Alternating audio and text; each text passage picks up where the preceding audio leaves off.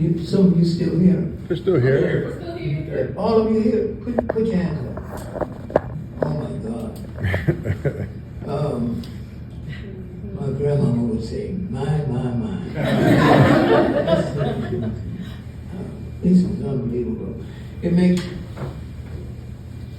you part of the revolution of rising expectations that we've been waiting on. You are mature way beyond your years.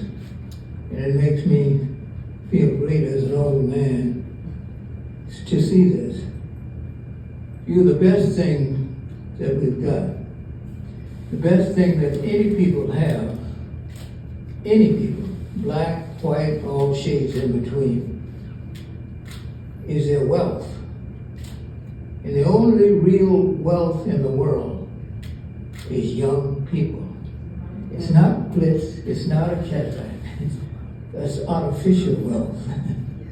Wealth comes from human beings. Human beings create wealth like our ancestors who were enslaved for 244 years. They created wealth, but they were the source of wealth. Labor is the source of all wealth. So black people are in good shape because if you're just a half a sample of what we have out of the 45 or 50 million people. I know the census says 40 million.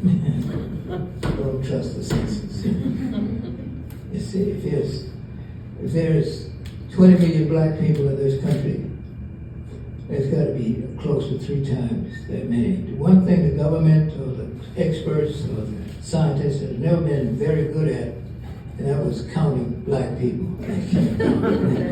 You don't know how. When this country started, and I won't do a lecture, but there are 4.5 million people in this country. The United States of America was founded in 1787. That's a little over 200 years ago. This is a very young country. The first census was in 1790. The first census counted 4.5 million people. Now you can check out everything that I say, because 4.5 million people. You count 1, 2, 3, 4, 5. The fifth one was an African, a black person, in the first census in America was 1790. One out of every American, every fifth American was black. Now we're at 13%. And you figure it out. You can figure out what happened from 4.5 million people. In the first census in 1790, black people represented 1 out of every 5. Now it's 13%. I'm going to let you figure out how that happened. We have been here since the beginning. You have to get this in your head. But the United States of America, what people are mad about, the white people, the rise of Nazism and married to Klansmen and all of the forces are coming together which are anti-black. And it's a scary time. We shouldn't be scared. And this is where the courage comes up. This is the last dashed breath of white supremacy, which has controlled most of the world for the last 3.5 centuries. Have been controlled by the doctrine of white supremacy. You can say that now. There one time, people like me couldn't say white supremacy to black people or white people. They don't say that, because that's what it's all about. White supremacy is a doctrine. It's like a religion that people adhere to. And when people are religion, it's based on belief. And if people believe that white people are superior to black people by nature or science, there's nothing you can do about that. There's nothing you can do. Well, you're going to resist it, of course, but I'm saying you can't stop Donald Trump from believing what he believes. Belief is not science. Science doesn't have a chance against belief.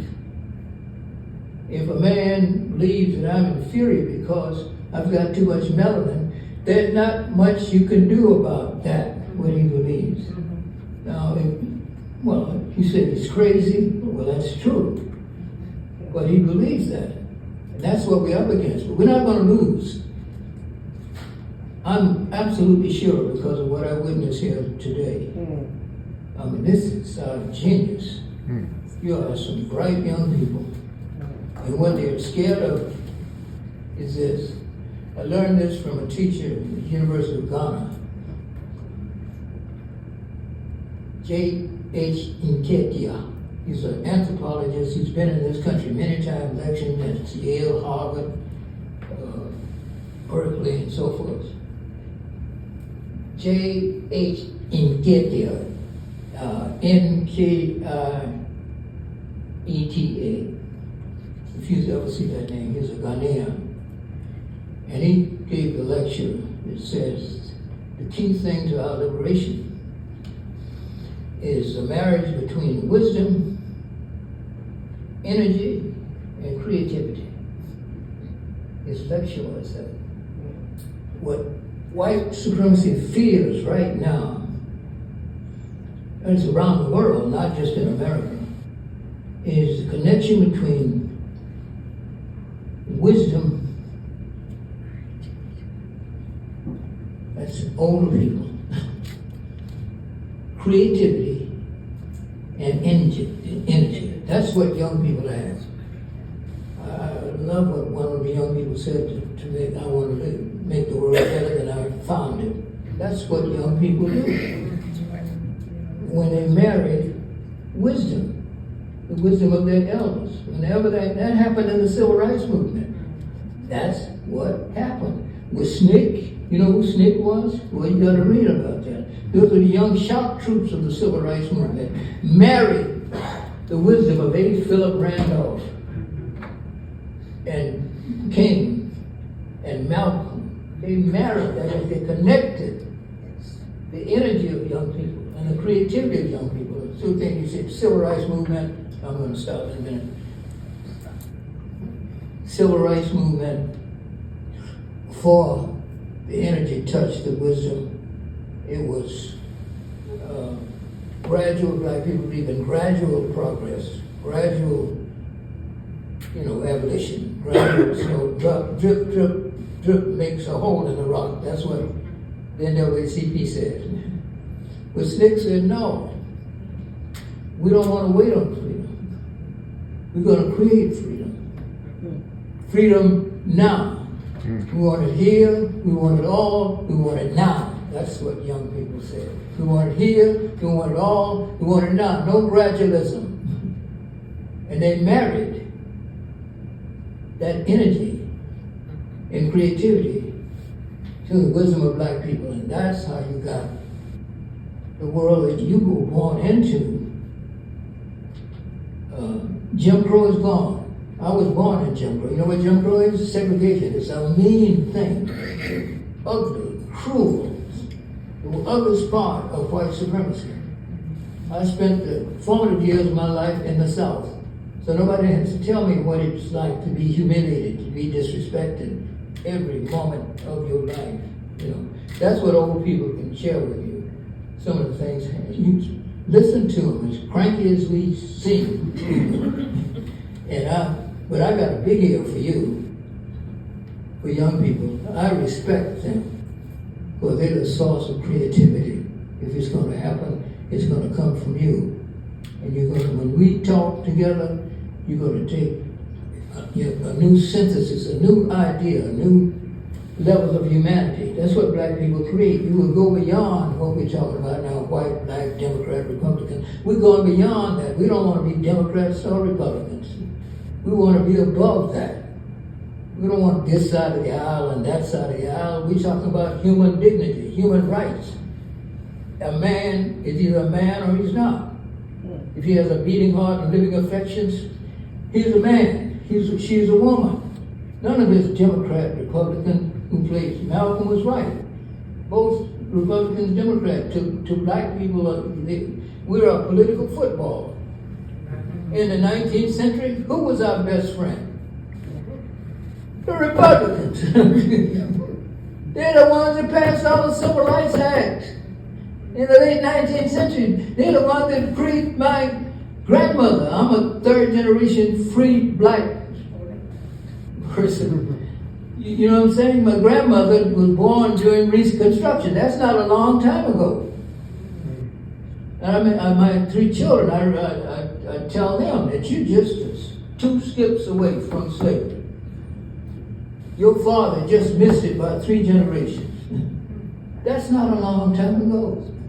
And you have to understand that. When young people get stuff like that in their head, it's women added up.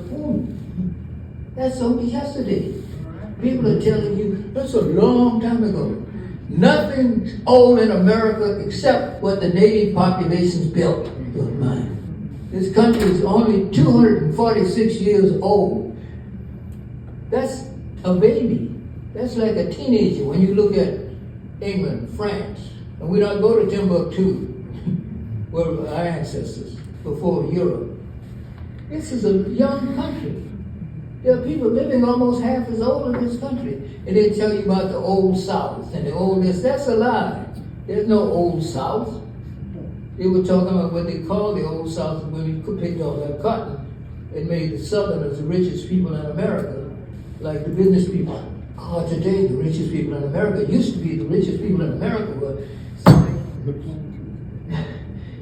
George Washington, the father of the country, Thomas Jefferson, who wrote the Declaration of Independence, James Madison, who wrote the Constitution of America. These men all were living in the 1780s. That's not a long time ago. And they're the people who, the father of the country, the father of the Constitution, Madison, who wrote the Constitution, and Jefferson, who, the majestic work of the Declaration of Independence across the face of the earth. What do they have in common? They were all rich slaveholders, which had made them rich. We made America rich. If you were living in the 1850s, there were more millionaires in Natchez, Mississippi than there was in New York. Where's Natchez? It's a city in Mississippi. You can go see it now. It's a beautiful, picturesque little town. Black people built that. The South was richer than all but 5 countries in the world, just one part of America.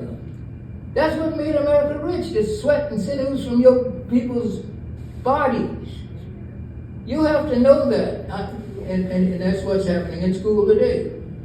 No teacher, I'm going to make this crystal clear. Don't buy into race, period. That's false. We are black people, and we are many colors, and that's good. That's what Frederick Douglass named us, people of color. That's what they referred to black people during the 19th century. People of color. They didn't mean Mexicans, it didn't mean Native Americans. It means people of color. That's what we are. We are one people. We are one in general complexion, one in common degradation, we're all slaves no matter what, and one in popular estimation. In the American minds, we're all niggers. You say, she's light-skinned, he's brown-skinned, you're all niggers in the eyes of oppression. Right. You understand that? It's not true, but they say one drop of black blood makes a whole black person. That's nonsense. That's pseudoscience. There's no blood. You're not related to people by blood. My children don't have my blood. I have 3 children. You might have 2, those of us in my generation have children. They don't have your blood. They have types of blood. I'm B positive. I don't know if you know yet. None of the children have mine. They owe something else. All blood is red. And it flows in human veins. And it's tight. It's not what you say. You know, we have a son saying, Boy, you see my son last night, he ran for a touchdown. He had my blood. That's a lie. He didn't have your blood. You might be B positive and he's O. You don't have, blood comes in types. The next 10 white persons I meet, walk up the street, may have B positive blood, like me. That's not what you think it is. And this is why my argument is with the intellectuals of this country who are in cahoots with the business class. That's who's running it. Yale, Harvard, Princeton, you understand? All these elitist universities. I used to name 10 of them, but you know Yale, Harvard, Princeton, and Columbia, and one out west, Stanford, and what's that one? One of California University, what's it called? Berkeley. You know, they're giant intellectual schools. They're in cahoots with the people who run corporations. That's Bernie's 1%. He's right. Controlling 40% of the wealth of the country, of the bottom. The wealth gap is increasing. People are becoming poorer than they were. As smaller numbers of people becoming 10 times. It's an obscenity that somebody should walk around calling themselves a billionaire. I know that there are some black people now, that's another story. We have to straighten that out. But there are billionaire black people for the first time. They're trying to play that on us, you know. But you gotta watch that. It's not about money. It's about human dignity. It's about your right to be a man, to be a woman, to be a child. That's what it's about. That is the wisdom of our fathers. Frederick Douglass said it best. Now listen to Frederick Douglass. I'm saying the words. I'm not Frederick Douglass, okay? I mean, his wisdom was boundless. I could even make. Sometimes I'm afraid to associate my name with his. He was like almost God to me. Almost. A little angel of God. He said it all for us. And he defined what our struggle is about. It is not about being Mr. Big Shot and so forth as painted by white capitalism. It's not about frowning on other people who are poorer. You embrace people who are poorer than you. You love people who are less fortunate than you. That's the black thing. That's the black tradition. That's the real black tradition. That's the prophetic tradition. That's what I belong to. The prophetic, not what was said yesterday, but what our ancestors said. What did Anna Julia Cooper say? Well, it's not about race. You know, it's not about a party. It's about humanity. Well, our struggle is for the human being to be a human being. All of us. And that's what it's about. And Douglas said this. The struggle is life. The Democrats in Washington, the white Democrats, who speak well and so forth, don't know what they're talking about. They're stealing our democracy. They're taking care of democracy. Democracy is not something you put on the shelf. Democracy is not something you put in a bottle. Democracy is a process. It's not a static condition. It's always being, not just becoming. It's becoming, not just being. It can be easily lost and never fully won. And it is at bottom, democracy is eternal struggle. One victory makes another victory necessary. Democracy doesn't end. Democracy is a process. You understand what I'm saying? It's not just being, it's always what? Becoming. Every victory makes another victory necessary. That's what black people do. That's what civil rights did. That's what Martin Luther King did. That's what Rosa Parks did. They advanced democracy. It's always, and who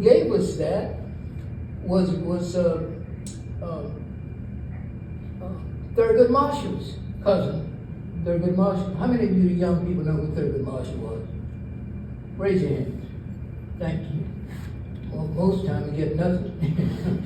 Yeah, but he's the one that helped change the country. He was on the Supreme Court, the first black person, very opposite of Clarence. Very opposite of Clarence. I'm sorry. Clarence and I were born in the same town, in Savannah, Georgia. I almost hate to say that. but, you know, he went wrong. My family knows his family.